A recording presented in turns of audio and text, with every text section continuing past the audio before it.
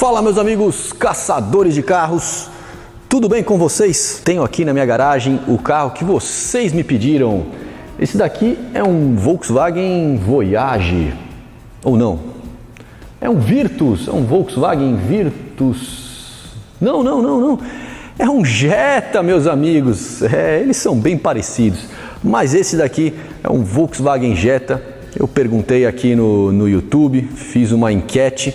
Qual carro vocês gostariam de avaliar aqui comigo na garagem do Caçador? E o Jetta ganhou disparado. Ganhou de Corolla, de Civic, de Sentra, enfim. Ganhou disparado, sinal que boa parte aí dos meus seguidores gostam deste sedã médio da Volkswagen. E o curioso é que eu peguei esta versão aqui, que é a de entrada. Ela não tem sobrenome, apenas Jetta 250 TSI. O 250, todos eles são, indica ali o torque em Newton-metro deste belo motor, mas as versões acima, elas têm ali um sobrenome mais pomposo, né? Então essa de entrada, acima dessa temos a Comfort Line e depois a R-Line. Por enquanto essas três versões tá para aparecer aí uma nova versão com o motor 2.0, mas por enquanto até o momento da gravação deste vídeo somente essas três. R$10 mil separam cada uma dessas versões. Essa começa em 100, depois 110 e a última 120, e cada uma delas pode ter como opcional o teto solar, que fica aí na casa dos R$5 mil. Bom, eu não sou muito fã de carros que não tenham nome de versão, poxa, então resolvi batizar este Jetta aqui como Jetta Santanão, e agora eu vou explicar por que desse nome. A brincadeira com o nome é que para mim esse carro é o que mais se parece com o nosso clássico Volkswagen Santana, muito popular nos anos 80, 90 e até boa parte aí dos anos 2000. Ficou famoso aí por ser um sedã espaçoso, mas com uma mecânica muito simples. Poxa, os taxistas adoravam o Santana. E esse Jetta, nessa versão de entrada, ele é um carro pouco refinado, é um carro de poucos mimos, mas também não deixa de ser um carro muito bom. Para vocês terem uma ideia, se a gente for falar em termos de segurança, esse carro tem 6 airbags, tem controle de estabilidade, controle de tração, freio a disco nas 4 rodas, ancoragem Isofix, cinto de segurança para todos, apoio de cabeça para todos, enfim, é um carro bem seguro. Mas ele deu uma bela de uma caída de categoria, de nível, se a gente for comparar com os primeiros Jettas que vieram aqui para o Brasil. O Jetta, na verdade, é um carro com uma história bem antiga na Volkswagen. O primeiro é de 1979, mas nós só fomos ter o Jetta na metade dos anos 2000. Eu tenho aqui uma revista Car and Driver que faz aqui um comparativo com este Jetta que eu estou falando para vocês com o Ford Fusion. Dá para acreditar que o Jetta era um rival do Ford Fusion, que é um carro bem maior, um carro de uma categoria maior. E aí já na geração seguinte, aqui esse daqui substituiu, olha aqui, ó, o Jettão já está sendo comparado com o Corolla, então ele já entra mais forte aí na categoria dos médios e dos médios um pouco mais baratos. Esse daqui, se a gente for comparar com o anterior, parece que deu até alguma empobrecida, cortaram alguns equipamentos, mas ainda assim, como versão de entrada, esse Jetta é bem interessante. E aí você vai me falar, pô Felipe, você tá louco, hein? R$100 mil num carro que tem banco de tecido, num carro que está cheio de plástico. Meus amigos, essa é a nossa realidade. Todo carro aqui no Brasil é caro. Esse daqui custa R$100 mil do jeito que está. E se o Jetta é um carro simples por fora, simples por dentro, o mesmo a gente não pode falar do que está aqui debaixo do capô. E é aqui que ele se sobressai diante desta concorrência tão forte que é a dos sedãs médios. Nós temos aqui um motor de 4 cilindros, um moderno motor de 4 cilindros com injeção direta de combustível e turbocompressor, aquele caracol mágico que faz este pequeno motor 1.4, pois é, esse motor é 1.4, ter 150 cavalos de potência. Isso lá nos 5.000 giros, essa potência se mantém até os 6.000 giros, mas o mais impressionante é o torque. Eu já falei aí, 250 Nm. Se a gente for passar ali para a nossa conversão de quilograma-força-metro, aquela medida mais comum, são 25,5. É isso mesmo, 25,5 kg/força-metro disponível já nos 1.400 giros. É impressionante, esse carro é aquela encostadinha no acelerador, ele já dá aquelas estilingadas gostosas, você encosta no banco e olha, você pensa que, na sua cabeça você pensa que você tem um baita de um motorzão aqui, e não, é um motor pequenininho. E aliado a este motor, temos aqui neste canto direito, ali embaixo, o câmbio. Esse carro tem um câmbio fantástico de 6 marchas, um câmbio japonês da Aisin. Tem opção de trocas manuais, não pelo volante, somente pela alavanca. Mas você nem vai querer usar, sabe por quê? Porque esse câmbio é perfeito.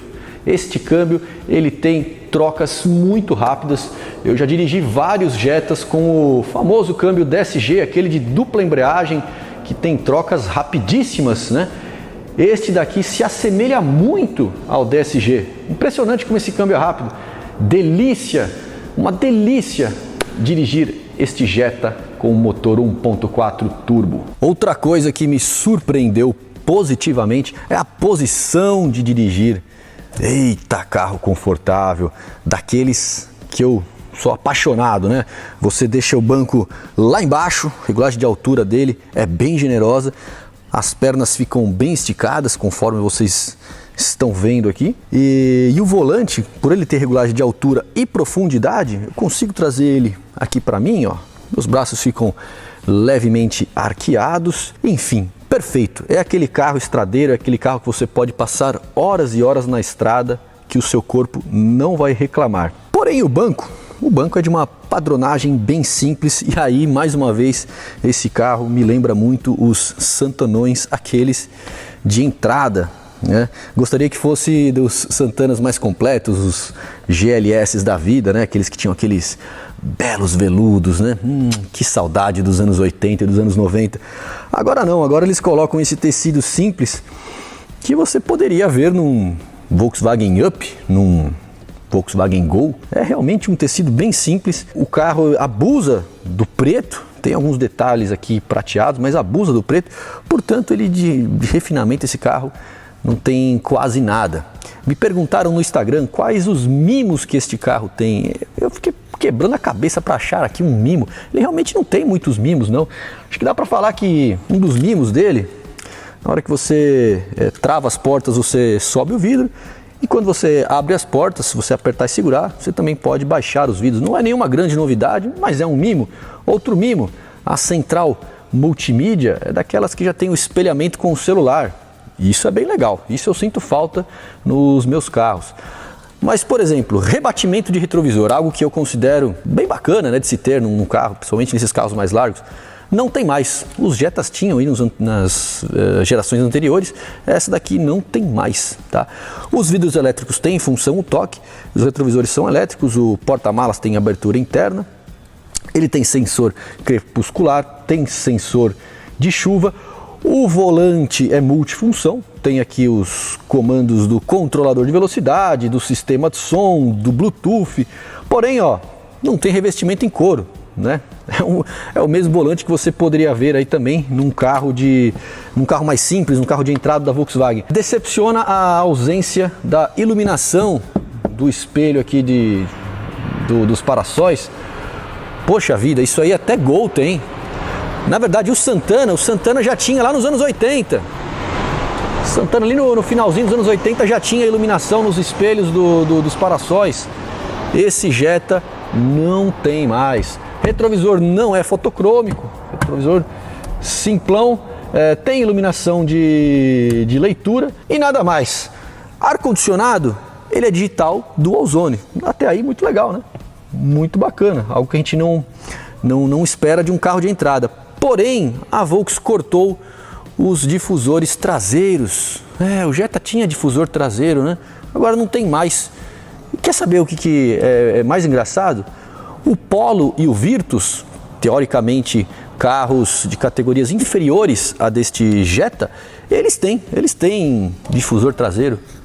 Por que a Volks cortou o desse Jetta? O freio de mão, né, o freio de estacionamento, ele é eletrônico, não tem mais aquela alavanca aqui. Ele tem start-stop, tem aqui acendedor de cigarro, o apoio de braço bem generoso, bem confortável. Por ter eliminado aqui a alavanca, sobra aqui um espaço generoso para 2 porta-copos, alguns porta-objetos. Enfim, esse daqui é o interior do Jetta. Claro que não poderia faltar eu mostrar aqui o espaço da traseira do Jetta, e nisso ele também é bem generoso. Olha só, o banco na minha posição, como eu disse, bem baixo, bastante recuado para trás, para as pernas ficarem esticadas, e eu aqui com os meus 1,82 m de altura, tenho aqui 3 dedos de espaço do meu joelho para o encosto do banco da frente. Realmente é um carro bem espaçoso, pelo menos para 2, porque o túnel central é bem alto. Então o passageiro central, o 5º passageiro, ele não vai ter muito conforto não em longas viagens. Agora, o refinamento que eu já disse que desse Jetta ele é bem simples, né? Não é muito refinado, nada. Aqui atrás ele ainda é um pouquinho pior, viu? Porque se na porta dianteira a gente ainda tem um acabamento um pouco mais suave ao toque, aqui não, aqui é no plasticão mesmo. Uma pena, né? Se tem lá na frente, por que não faz igual aqui atrás? Outra coisa que ficou faltando é o descansa-braço central aqui para os passageiros do banco traseiro. Eu sinto falta. É raro eu viajar no banco traseiro, mas quando eu vou no banco traseiro, eu gosto de ter onde apoiar o meu braço. Poxa, coisinha simples, né? Que custava colocar isso nesse Jetta? Já o porta-malas, como eu disse, tem abertura interna, tem abertura pela chave e também tem uma alavanquinha que você pode abrir pela própria tampa. Visualmente, ele é menor do que o Jetta anterior. Vocês viram que a tampa ela voltou um pouquinho, né? A minha esposa reclamou sobre isso ao longo desses dias que nós ficamos com o carro. A tampa, você levanta, ela volta um pouquinho, né? Falta um ajuste fino aí da Volks para que essa tampa ela suba de uma vez, né? Ó, você tem que forçar um pouco para ela ir lá para cima. Enfim, visualmente ele parece ser menor do que o Jetta anterior, que tinha um porta-malas bem generoso. Porém, você vai lá na ficha técnica e aí você vê que tem a mesma litragem. É exatamente a mesma litragem, são 510 litros. Vou deixar aqui na legenda. Portanto, é sim um bom porta-malas. Só que, ó, pescoço de ganso. Aquele primeiro Jetta que tivemos aqui no Brasil, aquele que eu já mostrei aí numa das revistas, aquele carro era muito refinado. Ele tinha amortecedor ali no capô, nada daquelas varetas, e aqui no porta-malas as dobradiças pantográficas. Pois é, alguns retrocessos. Quanto ao step, ele tem medidas diferentes. É daquele mais fininho, só que ele não economiza espaço no porta-malas, porque o que temos aqui de macaco, chave de roda, fica na parte superior, né? Nivela aqui o assoalho do porta-malas, nivela ele para cima, né? Então não temos aí nenhum ganho. Falando ainda sobre os pneus, este carro aqui ele tem rodas de 16 polegadas. Se visualmente não é das mais bonitas, né? E claro, as versões acima, Comfortline e R-Line, que tem rodas maiores, elas ficam mais bonitas, né? Mas essa medida 205/60/16 é uma boa medida para os nossos padrões de ruas completamente esburacadas, né? Este pneu vai muito bem, acaba que transfere muito pouco das irregularidades do solo para os passageiros. Um carro aí que tem um certo conforto de rodar notável. Se por um lado esta versão de entrada não tem câmera de ré, por outro lado ela tem sensores de estacionamento, tanto aqui na traseira quanto na dianteira. Outra coisa bacana deste carro é que ele tem as luzes diurnas, essas de LED. Aí fica impossível levar multa por esquecer de ligar os faróis. Mas e aí, vale a pena ter este carro na garagem? Meus amigos, eu estava muito ansioso para avaliar este Jetta desde que a Volkswagen passou a disponibilizar o motor 1.4 turbo, ainda na geração anterior. Eu já tinha avaliado muitos Highlines com o motor 2.0 de 211 cavalos, aquele motor fantástico, mas que de tão fantástico parecia que não tinha nem estrada para aquele carro. E aí quando veio 1.4 eu fiquei imaginando, poxa, acho que agora está na medida. Eu já tinha andado com um Audi A1, com um Golf com motor 1.4 e sempre gostei bastante desse motor da Volkswagen. Achei que ia cair bem no Jetta, por isso que eu estava ansioso e olha, eu estava certo. A Volkswagen mandou muito bem neste carro. Para mim hoje é um dos sedãs mais interessantes do mercado, junto com o Chevrolet Cruze, que também tem um conjunto mecânico bem parecido com esse, também 1.4 turbo, com câmbio automático de 6 marchas. Para mim, esses dois aí são dos mais interessantes. Mas é tudo isso que eu mostrei, né?